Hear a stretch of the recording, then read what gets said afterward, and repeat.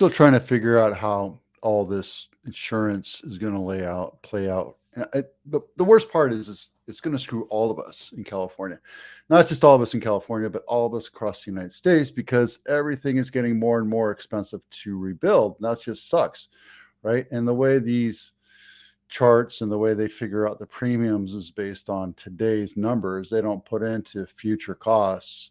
So, every time I think about this, it just frustrates me more and more, because the insurance companies really don't give a shit about you, right? I mean, it's a business. And when they're at hundreds of thousands of people, they can't really care about your particular plight. It just doesn't work that way. They have customer service people hired to do that, but they're also designed to make sure that they give you as little money as possible.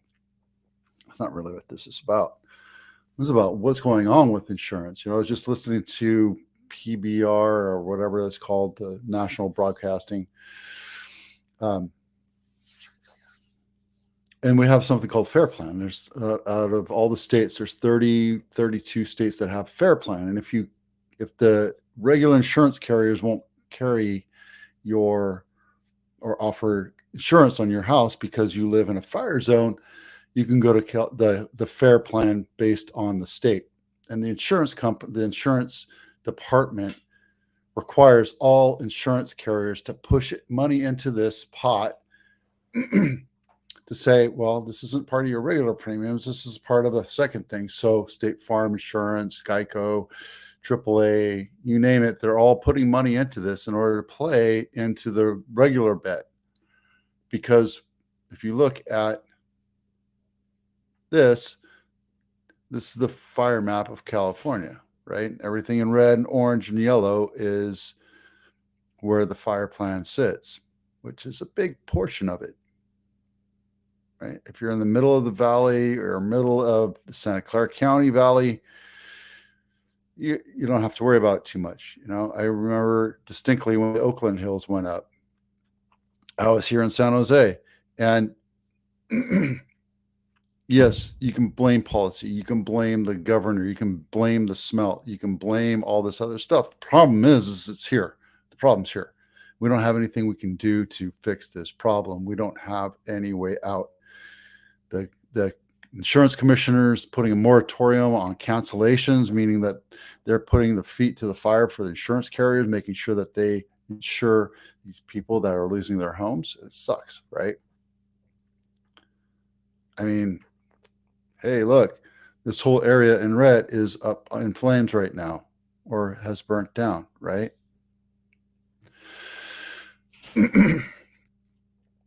There's got to be a better way.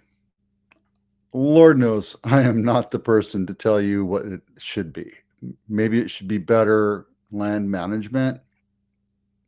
Maybe it should be homes further apart. Maybe it should be, what I owned a cabin in Sonora area years ago, and the fire marshal or the rangers would come around and say, hey, you need to pick up that defensible space, this and that.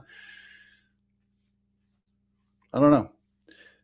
There's a lot of stuff that's not being done, I think. And yes, there's somebody who's going to be to blame. A whole bunch of people are going to be to blame. But right now, what I would say is, yes, they're going to figure it out. Let's not worry about who to point fingers at. Let's go out there and try to help these people and understand that there's got to be a group of people that want to try different things to see how defensible your house could be. Because I've seen reports and videos on TikTok about houses with sprinklers on the roof and they didn't burn down. And, wouldn't that be great? Maybe that's just a simple answer, but how do you? So the problem is the state, the government, and I don't care what level of government, I don't care what side you vote on, it's the government. It's all based on levels of onions of this is how we have always done it. And I think now is a great chance for us to really put our foot down and say, stop doing what you used to do. This is the new way we have to try things. And yes, it's an experiment. We might be completely wrong, but let's try it. Anyway, there you go. Tuesday, Los Gatos House of the Week. picked specifically because it is in the fire zone. Mm-hmm. Mm-hmm. See, right there, fire zone. $4.89 million. Would you risk $8 million on a house that's in the fire zone, knowing that you're going to have to pay fair plan? Well, if I had that kind of money, I would be able to create a defensible perimeter, make sure that I had water reserves and battery backup that can pump sprinkler water all over. Because I have a 3,000 square foot house, 5 bedrooms, meaning I have a family, right? 4.5 baths, and I'm right down the street from walking distance. It would be horrible if it actually burnt. This Los Gatos burnt down, but guys, look how kindled this place is. It's ready to go. It's like a powder keg. This is list price decrease for the week. I picked this one because this is interesting to me.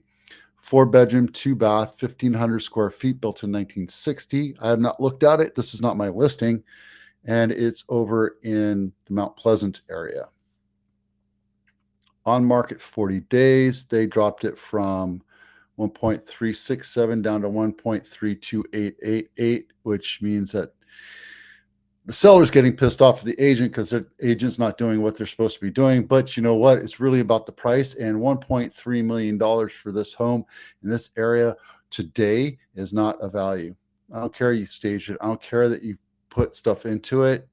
It needs to be about 1.2 to attract the buyers, period. Otherwise, you're just pissing in the wind, waiting for the market to come to you. You got to attract the market. And the way to attract the market is you have a nice house like this, and after 40 days, you've overpriced it. You better lower it and get it sold, right? This house is worth 1.2 right now. I don't care what it looks like. I don't care how much they put into it. The fact that it's been on market for almost 2 months. Well, okay. A month and a couple weeks. It's nice. It looks like it's completely dialed in. I hate the AstroTurf, but that's me. There's an ADU, right? And I think that's included in the bedroom count. So, yeah. Kitchen, living, dining, covered patio, primary bedroom. So where's the other bathroom? Oh, this is there it is. It's the front of the house is a studio. It's not a kitchen. That's misleading. But that's what happens when you have these things do it automatically. And I guess you could kind of drop yeah, I mean, that's an ADU, right? Is what it is. That used to be a bathroom or a kit. It used to be a garage. That's why it's not selling, because you don't have a garage. This is really a 3-bedroom. They converted the garage into an ADU, and they're pricing it like a 4-bedroom. Agent, sometimes you just have to say no. Where's the garage?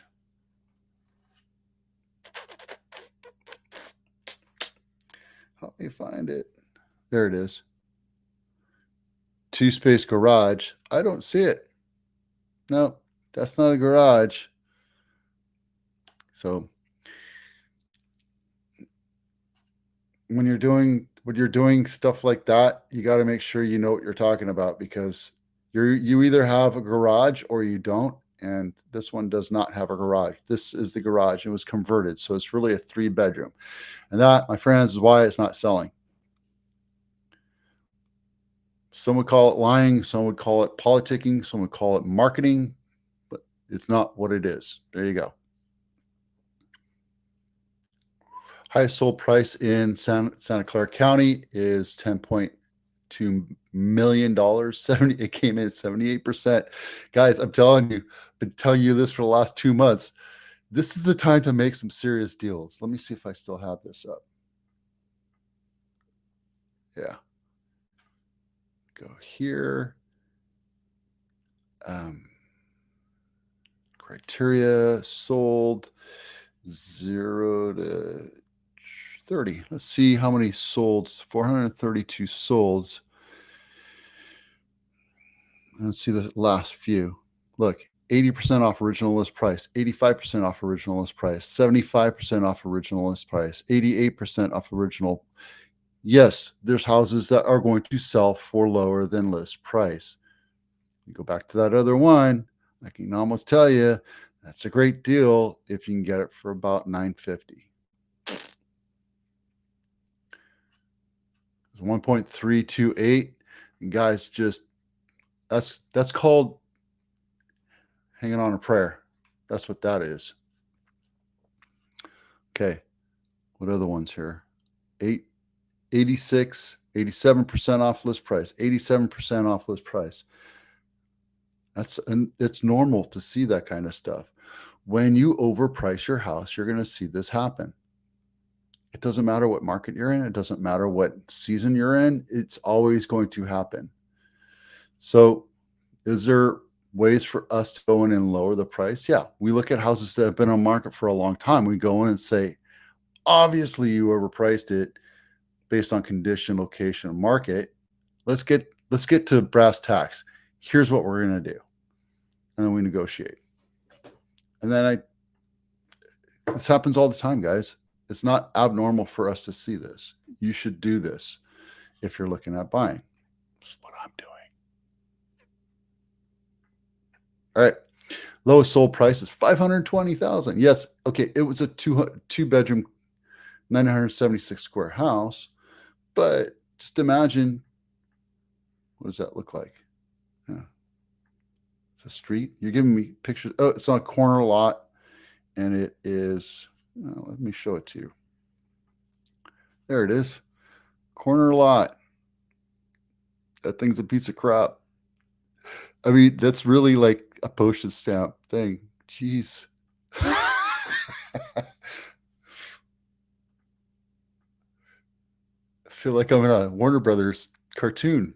It's ridiculous. You got to tear that thing down, dude. I don't care. There you go. All right. And then still highest for sale is the one in Vito Real, and then the other one up in the mountains that takes you an hour and 40 minutes to get to. I'm going to start looking at some other ones. Inventory is increasing and price reductions are decreasing. So that's great. Look at the last couple months. We're at 20%. Well, one dropped at 16, but we're at like averaging 19% here. Now we're down to 12%. So things are starting to pick up. Buyers are back in the market. Not the same level as 21. I think we're going to see more listings. All right. That's it for now. Thanks for watching. I'm Vito with Abitano. We'll see you out there. Bye.